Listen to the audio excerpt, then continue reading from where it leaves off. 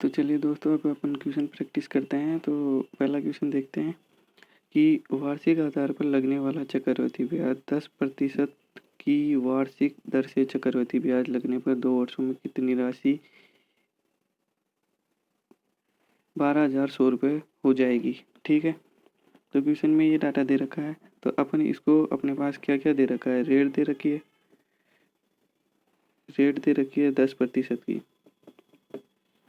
आपको पता है ये 10% की दर दे रखी है और टाइम दे रखा है 2 वर्ष। ठीक है दोस्तों, और जो ये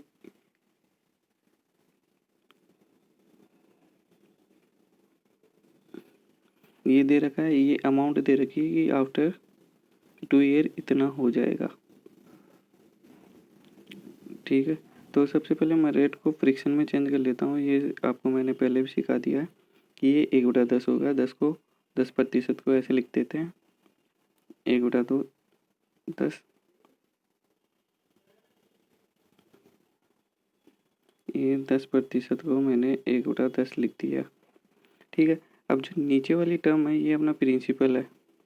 ठीक है, और ऊपर वाली टर्म है जो अपना इंटरेस्ट होता है। तो मैं नीचे वाली जो टर्म है उसको, और ये टाइम है, जितनी टाइम है उसको नीचे वाली प्रिंसिपल की पावर में लगा के उसको प्रिंसिपल मानूंगा मैं। ये माना हुआ है मेरा प्रिंसिपल।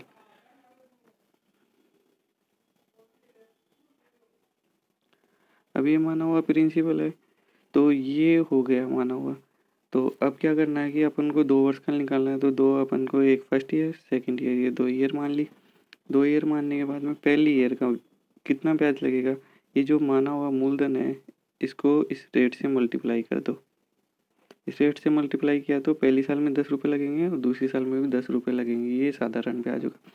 और अब दूसरी साल, पहली साल के भी ये 10 रुपये हैं, इस पर भी ब्याज लगेगा इसी दर से, तो ये 1 हो जाएगा। तो अब देखो कि यहाँ से क्या पता चला कि यहाँ से टोटल, इन सब का टोटल ये CI होगा, यहाँ का कंपाउंड इंटरेस्ट यानी कि चक्रवर्ती ब्याज, इन टोटल इनका सम। तो ये हो गया 10, 20 और एक 21। ये यहाँ से टोटल इनका CI होगा। और अपने पास क्वेश्चन में है अमाउंट। तो अमाउंट क्या होती है, प्रिंसिपल प्लस इंटरेस्ट। तो मेरा प्रिंसिपल क्या है, मेरा प्रिंसिपल 100 रुपये है और आय कितना है, इंटरेस्ट कितना है 21। तो ये हो गया 121 अमाउंट। अब क्वेश्चन में मेरी यूनिट को थोड़ा सा कन्वर्जन कर लेते हैं अपन यहाँ, कि क्वेश्चन में मेरे पास ये 121 यूनिट आई है और क्वेश्चन में मेरे पास ये 12,100 रुपये। तो एक यूनिट मेरी कितनी हो गई, 100 के बराबर। तो मैं यहाँ से कैलकुलेट कर लूँगा कि मेरे को क्या कैलकुलेट करना है यहाँ।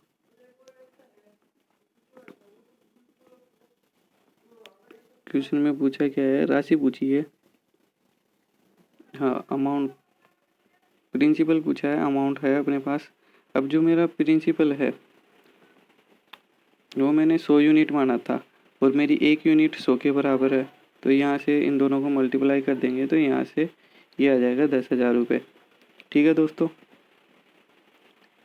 तो दोस्तों अब अपन नेक्स्ट क्वेश्चन करते हैं। तो नेक्स्ट क्वेश्चन में देखा है कि रेखा ने 5% की चक्रवृद्धि ब्याज पर 12,000 रुपये की राशि निवेश की। n वर्षों के बाद उसे 13,230 रुपये मिले। n का मान ज्ञात करना है। इस क्वेश्चन को यदि बेसिक तरीके से सोल्व करोगे तो वहाँ आपको लॉग की वैल्यू वगैरह आ रही है, कई लफड़े करने पड़ेंगे तब जाके ये सोल्व होगा। इसलिए अपन इसको बेसिक तरीके से सोल्व करते हैं, बेसिक या ट्रिक से। तो ये जो दे रखा है 13,020 और ये 12,000 जो दे रखे हैं, ये 12,000 है, ये यहाँ प्रिंसिपल है। और ये जो अमाउंट है 13,230 रुपये। तो अपने को इसको A/P की टर्म में लिखना है और पावर n। अब ये जो A है इसको यहाँ लिखो 13,020/230 और नीचे 12,000। अब इनको पावर n की टर्म में लिखना है, तो इनको ऐसे बनाने के लिए अपन क्या करेंगे, थोड़ा सा कट कर लेते हैं। तो मैंने इसको पहले 3 से कट किया ना, तो ये 400 हो जाएगा नीचे, और ये 441 441, तो ये 441 आ गया यहाँ से और नीचे 400। तो मैं इसको लिख सकता हूँ कि 21 और 2 की पावर 2। तो यहाँ से मेरे पास n की वैल्यू आ रही है 2, तो n बराबर 2 हो गया। तो ये आया है टाइम कि 2 साल के अंदर इतना हो जाएगा। अब इसको क्रॉस चेक करने के लिए कि ये जो सही माना है या नहीं माना, इसको चेक करने के लिए जो इनका डिफरेंस है ना, ए और पी का डिफरेंस इंटरेस्ट होता है, और इंटरेस्ट किस पे लगता है, हमेशा प्रिंसिपल पे लगता है। तो इनका डिफरेंस 1 है 20 और 21 का, तो 1/20 गुना 100, यहाँ से ये आ जाएगा 5। जैसा कि क्वेश्चन में बताया गया कि 5% की दर से लग रहा है, तो अपन ने दर को क्रॉस चेक कर लिया, जिससे पता चल गया कि अपन ने जो n निकाला है वो अपना सही है। ठीक है दोस्तों, अब चलिए नेक्स्ट क्वेश्चन पे चलते हैं। तो चलिए दोस्तों, अब नेक्स्ट क्वेश्चन करते हैं। नेक्स्ट क्वेश्चन में क्या दे रखा है, 8% प्रति वर्ष की ब्याज दर पर निवेश की गई एक निश्चित राशि 1 वर्ष की समाप्ति पर अर्धवार्षिक चक्रवृद्धि ब्याज दर से 6760 रुपये बैठती है। राशि ज्ञात कीजिए। यहाँ भी अपने को प्रिंसिपल कैलकुलेट करना है, तो सबसे पहले यही माइंड में रख लेते हैं कि कल करना क्या है कैलकुलेट। तो यहाँ प्रिंसिपल कैलकुलेट करना है अपने को, ये माइंड में रख लेते हैं। और अपने को जो रेट दे रखी है वो 8% की दे रखी है, रेट 8% की है। और टाइम जो दे रखा है वो 1 वर्ष का दे रखा है। 1 वर्ष मतलब अर्धवार्षिक है, तो टाइम को दुगना कर देंगे, तो यहाँ 2 वर्ष लेके कैलकुलेशन करेंगे। और जो रेट है ना उसको आधा लेके कैलकुलेशन करेंगे, 4%। 8 का आधा 4 हो गया। ये अर्धवार्षिक दे है इसलिए ऐसा कर रहे हैं अपन, आपको पहले बता दिया मैंने। और क्वेश्चन में अमाउंट दे रखी है, विसर्जन दे रखा है 6760 रुपये। अब ठीक है, तो सबसे पहले रेट 4% दे रखी है, तो मैंने इसको फ्रिक्शन में लिख दिया। फ्रिक्शन में कन्वर्ट करना मैंने आपको सिखा दिया है पहले, बटा 100 कर देंगे और कैलकुलेट कर लेंगे, तो 1/25 आएगा। अब जो नीचे पे जो है ये प्रिंसिपल है, लेकिन जो मैं मानूंगा ना, मानने वाला प्रिंसिपल, वो होगा इसकी पावर ये टाइम। तो ये हो जाएगा 25 की पावर 2, 25 की घात 2, तो ये हो जाएगा 625। ये मैंने माना है, ये प्रिंसिपल माना है। ठीक है, अब इसके हिसाब से मैं कैलकुलेट करूँगा कि इस पर ब्याज कितना लग रहा है, चक्रवृद्धि ब्याज। तो मैंने लिखा कि एक तो फर्स्ट ईयर, एक सेकेंड ईयर। अब फर्स्ट ईयर का जो ब्याज होगा, जो रेट को इस जो माने हुए से इसे मल्टीप्लाई करते चलेंगे अपन। ये 625 है ना, इससे मल्टीप्लाई करेंगे तो ये आ जाएगा यहाँ 25, और 2 सेकंड में 25। अब जो सेकंड ईयर में क्या लगेगा, जो फर्स्ट ईयर पे जो ब्याज लगा हो उस पर भी ब्याज लगेगा, तो 25 पे भी 1/25 के हिसाब से ब्याज लगेगा, तो ये आ जाएगा 1। तो यहाँ से मेरे को पता चला कि टोटल जो ब्याज लग रहा है वो कितना लग रहा है, 51। इनका सबमिशन हो जाएगा, टोटल ब्याज 51 हो गया। 51 का मतलब मेरी अमाउंट कितनी हो जाएगी, अमाउंट प्रिंसिपल प्लस जो ये CI आया है यहाँ इंटरेस्ट। तो प्रिंसिपल कितना है मेरा, मैंने 625 माना था, और CI आया है मेरा 51। तो इन दोनों का सम करूँगा तो मैं ये 6 7 676 हो जाएगा। ठीक है, तो ये हो गया मेरा प्रिंसिपल जो मैंने कैलकुलेट किया है। लेकिन क्वेश्चन में जो मेरे को दे रखा है अमाउंट, क्वेश्चन में मेरे को दे रखा है कि ये 6760 है, तो यहाँ से मेरी 1 यूनिट कितने के बराबर निकल के आ गई, 10 के बराबर। और मैंने माना कितना है प्रिंसिपल, प्रिंसिपल कितना माना है, 625। 625 माना है, तो मेरी 625 है, 625 यूनिट है, और 1 यूनिट 10 के बराबर है, तो टोटल कितना हो जाएगा, मल्टीप्लाई बाई 10 कर देंगे, तो यहाँ से 2500 ये आ जाएगा। ठीक है, और इसमें आंसर नंबर हो जाएगा ऑप्शन नंबर C। ठीक है दोस्तों, इसी टाइप से हम नेक्स्ट क्वेश्चन करते हैं अपन।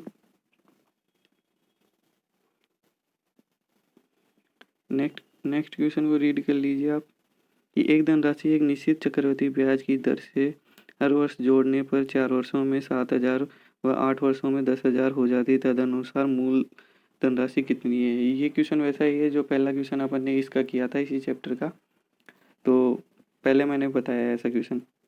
तो इसमें मैंने मान लिया कि वो कोई धनराशि P है, वो 4 वर्षों में 7000 हो रही है, और अगले 4 वर्षों में 10,000 हो रही है। ठीक है, तो ये राशि किसी x दर से मल्टीप्लाई करेंगे तब जाके ये 7000 होगी, और 7000 को भी किसी x दर से मल्टीप्लाई करेंगे तब 10,000 होगी। तो यहाँ से x की वैल्यू निकालें, यहाँ से 10/7 आ जाएगी एक्स की वैल्यू।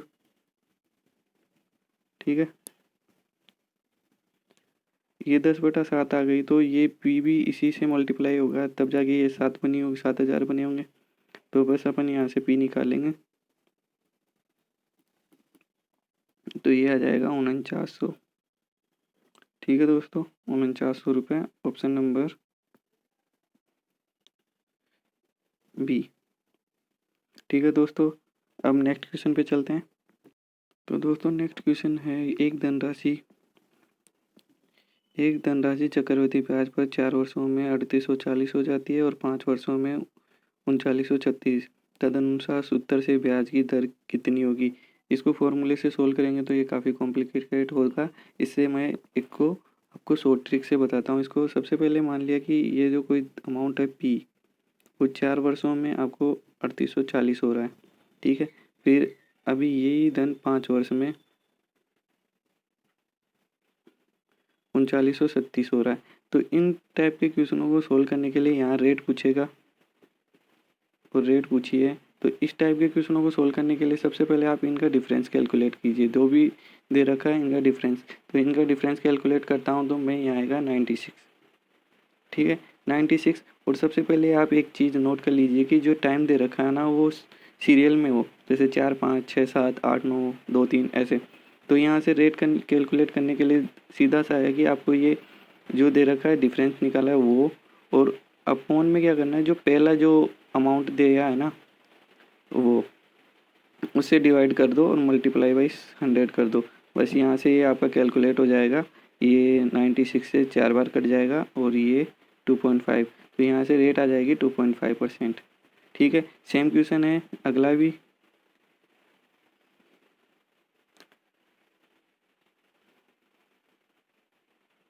तो अगले क्वेश्चन में क्या दे रखा है कि चक्रवृद्धि ब्याज पर उधार दी गई कोई धनराशि 2 वर्ष में 1460 तथा 3 वर्षों में 1606 हो जाती है, तो वार्षिक ब्याज की दर ज्ञात कीजिए।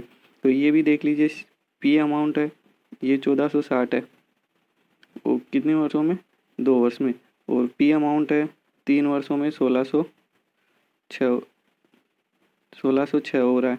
तो आपको पहले तो इनका डिफरेंस कैलकुलेट करना, और दूसरी चीज़ क्या चेक करनी है कि जो टाइम पीरियड है वो सीरियल में है, 2 3 है। ठीक है, दोनों सारी चीज़ सेटिस्फाई कर रहा है अपनी। तो रेट निकालने के लिए क्या करूँगा मैं, इनका डिफरेंस कितना आ रहा है, ये निकलेगा 146। ठीक है, तो 146 को डिवाइड करूँगा मैं ऊपर वाले जो पहला जो अपने को प्रिंसिपल वो अमाउंट दे रखा है, तो इससे डिवाइड कर दिया, मल्टीप्लाई बाई 100 कर दिया।